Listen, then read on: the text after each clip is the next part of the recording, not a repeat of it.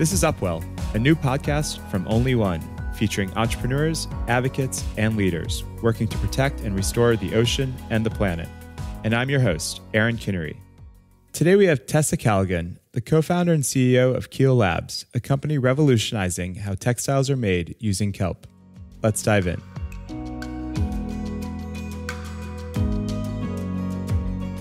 Tessa, thanks for joining the podcast. Your background is in fashion and product design, and then 4 years ago, you co-founded Keel Labs. What inspired this move? Yeah, thanks so much. Great to be here as well. My background, as you mentioned, is in fashion and textiles. And, as I began working in the industry, along with my co-founders as well, we're really surprised and astonished by how little power we had to enact change within the companies that we were working with, and seeing the amount of waste and kind of resource misalignment. Wanted to see what we could do as designers to define the parameters of what change would need to look like, and how that would need to happen in order for these larger companies and for consumers to have better choices and better options that, don't take 50 years to be developed when it's too late. And what were some of the key moments and breakthroughs in those early days? Wow. So many, both from a personal and professional standpoint. But I think, really what it was surrounded by, or the theme of that was around kind of understanding the full scope of textiles and products as a whole, and where the impact comes from. Similarly with, let's say plastic bottles, where a lot of that onus gets put on the consumer to recycle it or do whatever needs to be done for it to feel like it's not having a negative impact. Similarly with the textiles industry, there's very little action being taken on what has the majority of the impact, which is the raw materials that products and clothing and home goods are really derived from. And so rather than focusing on what to do once it's created, we wanted to kind of shift that perspective onto how do we not create that problem to begin with. And when you're tackling such a massive challenge, and particularly when you're creating new innovative ways to shift the industry, I imagine there must have been some setbacks or challenges in the earlier days as well. How did you grapple with some of those, and any sort of insights that you gleaned from that work? That's a very good question. And, I think that we continue to face so many setbacks and challenges day to day. And, I feel like both from the founding days to, now almost 5 years later, perseverance is so key. And I think that really comes from dedication to the end mission. And, when we were starting out, and myself in particular, as a designer, I think balancing the values and the insights that come with that, from problem solving to understanding the end product, with also, not having direct experience in material science or in business development, and really having to learn how to manage all of those things at once. Certainly took a lot of fortitude, but I think is something that, is able to be overcome just by accepting what you know and what you don't know, and where you want to grow, and not being afraid, I think, to really ask for help and lean on experts in various areas to help collaborate and create solutions faster, versus being really tied to your own ego and what it is that you feel like you need to show up as versus what you're really bringing to the table. And what are some of the key focus areas for the company now? What are some of the things that you're developing? Yeah, so we're developing and scaling a yarn and a fiber that's derived from seaweed. And so with that, there's obviously many components that go into it. But our current focus, which I'm sure will remain for our entirety, is working with brands to, really understand how are we making something that works for you, for your design teams, for your supply chains, and simultaneously Understanding and implementing as best as we can within existing supply chains so that we're creating a plug and play solution that, isn't trying to pretend like it's fixing a problem. We want to constantly make sure that we're evolving and changing to meet the ever growing industry needs. And what are some of the key parts of the process for making this type of yarn?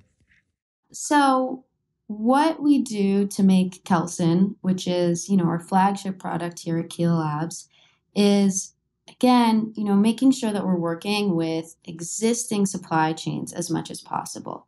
So that starts with seaweed and with kelp. That's an existing industry, and there's many polymers that are readily extracted from that are used for other industries.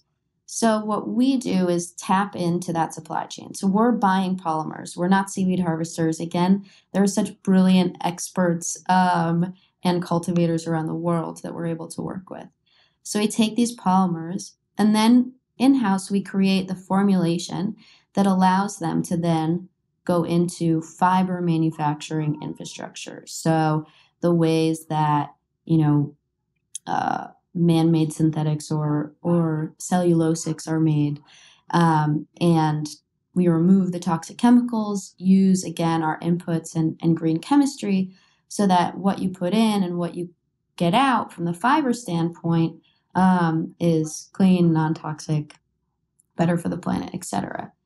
From there, those fibers then get spun into yarns. So this is how, what happens with the cotton, what happens with the wool, what happens with the polyester as well. And then those get, produced into textiles. Those textiles then can go into garments or home goods or kind of wherever textiles are applicable, where, brands are able to work with them and then, of course, sell them to their end customer. And what are some of the key benefits of making textiles with kelp as opposed to other sources? Yeah, so a majority of the textiles that we're familiar with now are, even if not entirely negative, not truly beneficial. So you have, the two kind of primary sources, synthetics and polyester, which come from fossil fuels, and then you have cotton, which obviously comes from cotton. But both of those have their negative impacts, which, are very diverse, but, primarily thinking about carbon emissions for one, and then, for the latter, that's water usage, chemical usage, things like that. And so for us, we want to make sure that we're not just focusing on one of those areas. We want to make sure that we're able to holistically provide an improvement.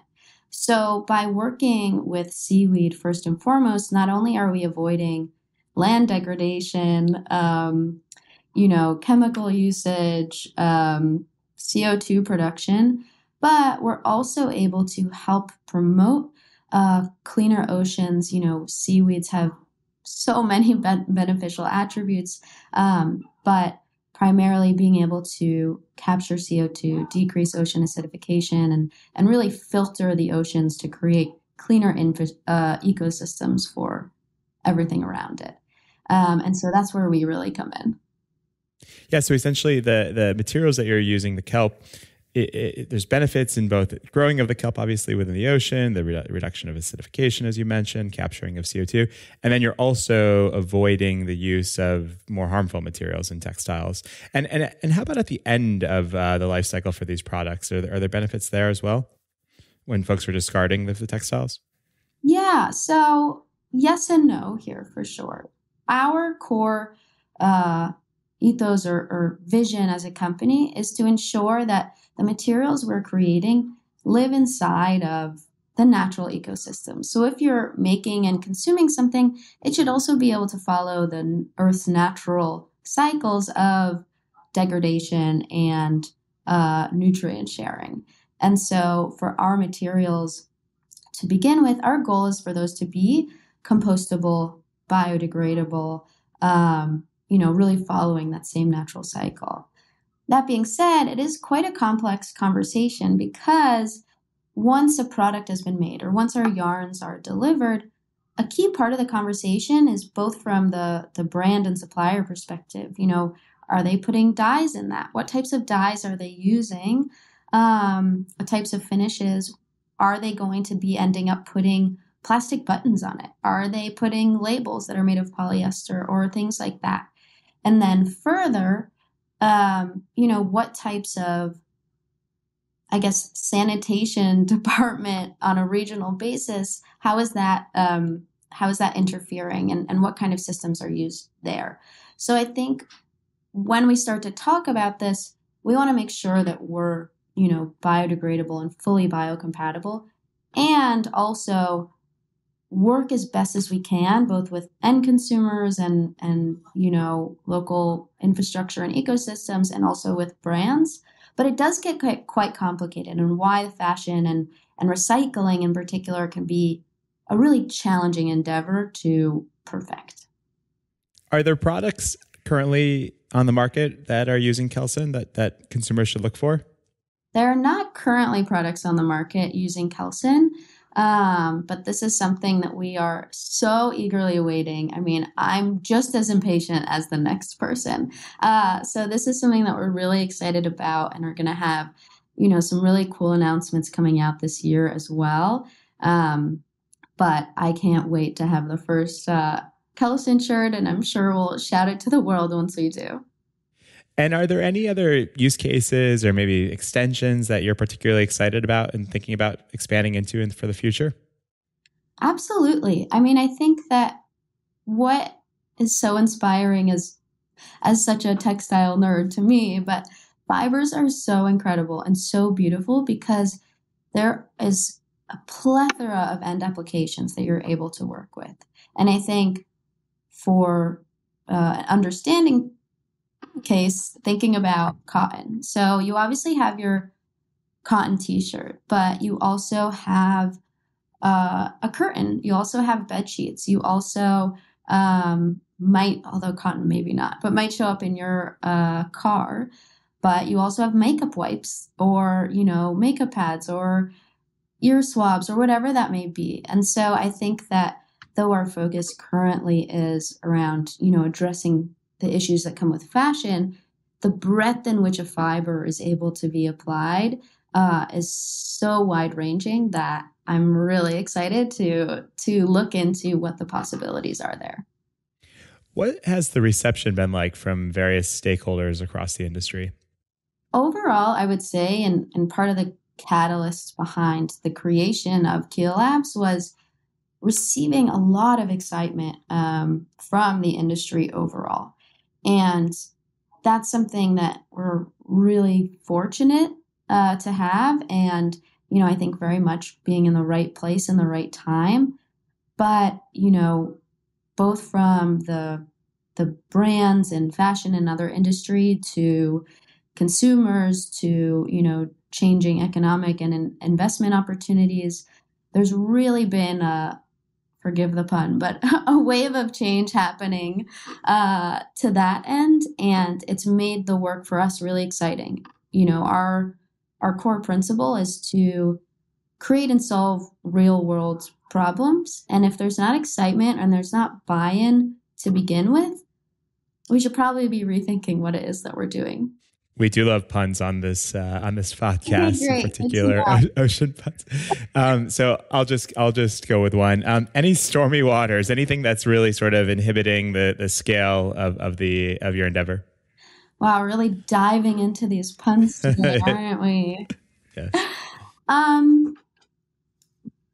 I think that realistically we have just overarchingly a challenge as a planet. There's a lot of excitement and need and desperation around change and creating positive impacts. However, I think the kind of two biggest components to that is, are we able to collaborate fast enough across industries, across innovators, to create change that is so impactful as to rectify the seemingly catastrophic status that our planet is moving towards, which I think absolutely yes. However, it really is something that requires all parties from across disciplines, across, market segments to be committing to and not just talking about and marketing about, I guess, if you will. And I think with that comes the onus of responsibility, and understanding too that we are working, as a company, we are working so hard every day to make change happen. And we certainly can't do that alone.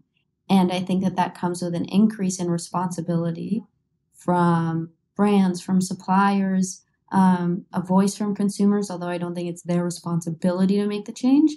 But I think that without that buy-in and resource sharing, it's going to be really hard for everybody. Picking up on that point, and I wonder if you can just sort of expand on it. What is needed in the ecosystem for environmental entrepreneurs to really foster and accelerate some of the impact and scale? You mentioned, I think, some of the consumer demand components, the need for collaboration. What's the funding structure look like? Is there adequate funding opportunities? Is there adequate connections to market? What kind of components, as like an early entrepreneur in the space, did you think were really strong, and did you think were perhaps missing? This question is obviously multifaceted. But I think that from one of the kind of key points that I feel like I'm a broken record about is the need for collaboration and information sharing. And I think that there's ample opportunity for it. But in order for us all to be able to scale and grow and learn and change, really getting out of the old mentalities of working in silos, of thinking of everybody that's not inside, under your roof as your competitor. And I think that it's really critical for us, and I have seen such positive results in this way, but really critical for all of us to work together, to share challenges, to share opportunities, and help uplift the work that we're all doing. Because again, not a single solution, not a single human can fix the whole planet on their own. And so again, this is something I'm really optimistic about, something I've seen grow and change over the years, and something that I think is not to be underwritten just because there's been a little bit of change. I think that it definitely needs daily practice to make sure that that's happening.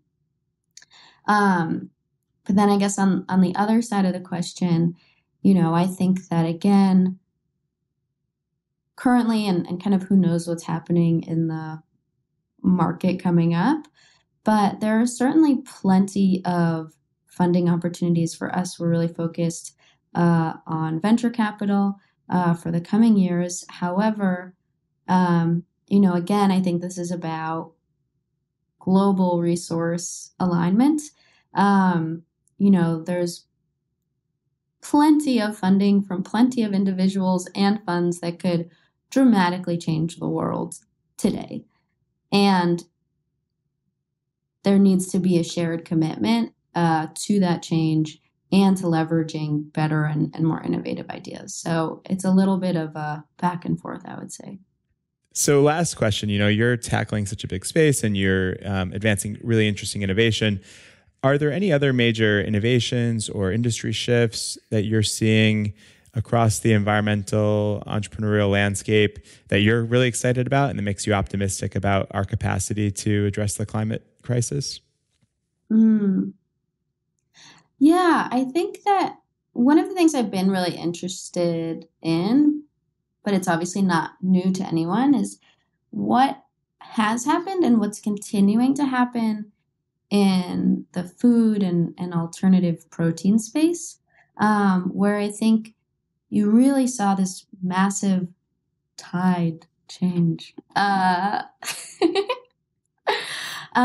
from, even 10 years ago when nobody could imagine being a vegetarian, and when, it was really seen in this completely different light. Whereas today, not only are there multiple alternatives on the market that are available at nearly every single grocery store that the average person, no matter where you go, is accustomed to. So thinking about Impossible or Beyond, but also even in the supply chain space and coloring space, and kind of the more detailed components of that, we're seeing change and become a part of public conversation, even on the day-to-day. And that radical and dramatic shift is extremely inspiring to me, because it's one that previously was thought to be completely insurmountable. And I think that what we're really seeing now, along with that growth and kind of public conversation, is the understanding and acceptance that change is possible in other industries that are also giant, that seem super antiquated and unchanging. And so that's something that we're seeing for sure in the materials space, and following similar trends. That's really exciting for me. I mean, again, I'm very biased here because that's what I'm looking for. But I think that we see that then, shifting into both supply chain and kind of localized infrastructure, but also into other industries, be that building and agriculture or architecture. And I think that change is going to become easier and faster to employ the more and more we see that happen. So that's really exciting to me, and I feel extremely optimistic about the potential for all industries to be upended, honestly. Any final advice for entrepreneurs looking to make a difference in the space? There's so much advice. Also plenty that I'm sure I would love as well. But I think that, my biggest piece of advice would really be around, feeling free to ask for help, and go to your peers, going to advisors or to mentors, or even reaching out cold to people that inspire you. Because not only do you learn and share and inspire each other, but also, everybody wants to help somebody else in one way or another. And even though it can feel scary, what I've found at least is that even if someone can't help you, they might point you in the right direction. And I think it just goes to the idea of breaking out of our silos, and cross-pollinating our ideas and our ambitions to work together more closely. I think that's really the biggest thing. And also that knowing that with that, you're not alone. You're not the only one fighting for change, but that every single person is critical to make that happen. So not being afraid to really face it head on, but knowing that you're doing that with peers. Well, thank you so much, Tessa, for sharing your experience building Keel Labs and your thoughts and ideas for others in the sector. I really appreciate you taking the time. Yeah, thank you so much. It was quite a pleasure. Thanks so much, Tessa, for sharing how Keel Labs is helping to transition the textile industry into a more sustainable future. I'll leave links to where you can find Tessa and Keel Labs in the show notes, which you can find at only.one/Upwell. Once again, that's only.one/Upwell. This week's episode was engineered by Jake Bowles, research was supported by Serena Cooper, and our cover art was designed by Joanna Marcus at Only.one. Make sure you subscribe to the show wherever you listen to podcasts, and start your journey to help save the ocean and fix the climate today at only.one. For as little as $9, you can start planting coral and mangroves and removing plastics and carbon. Again, that's www.only.one. Thanks for tuning in, and we'll be back next week with an all-new episode of Upwell.